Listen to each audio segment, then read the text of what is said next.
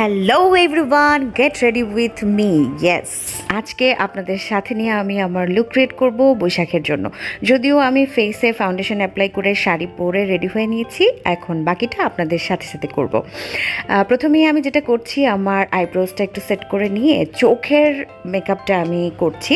আজকে একটু smoky I look করার ইচ্ছে ছিল, দেখি কত দূর করতে পারি।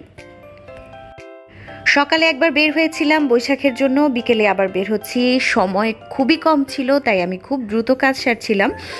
খুব বেশি সুন্দর করে আমি করতে পারিনি, তারপরও যেটা অল্প সময় যা করা সম্ভব সেটা করছি। এরই মধ্যে আমি আইলাইনার অ্যাপ্লাই করে নিলাম। এখন ইনার কর্নারে দিচ্ছি কাজল, যদিও ট্যাগ খোলা হয় নাই, সরি, এটা অনেক আগের কাজল। কথা বলতে বলতে তো অন্য পার্টে চলে এসেছি। হালকা একটু কন্ট্রোলিং করে দিয়ে নিচ্ছি ব্লাশন।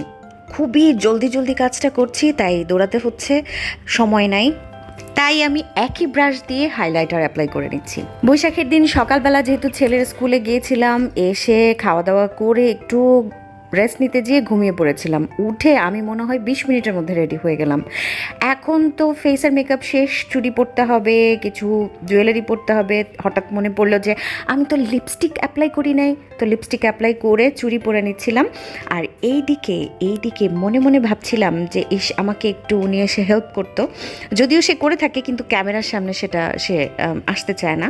তো আমি এই সময় বলছিলাম যে আমার ক্যামেরাটা পজ করা আছে, তুমি আমাকে একটু পরিয়ে দাও।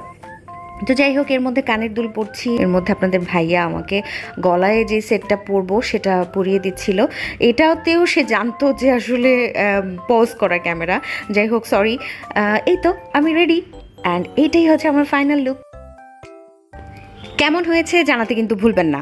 আর অবশ্যই এরকম ভিডিও পেতে পেজটি লাইক এবং ফলো করে পাশেই থাকুন। Bye bye.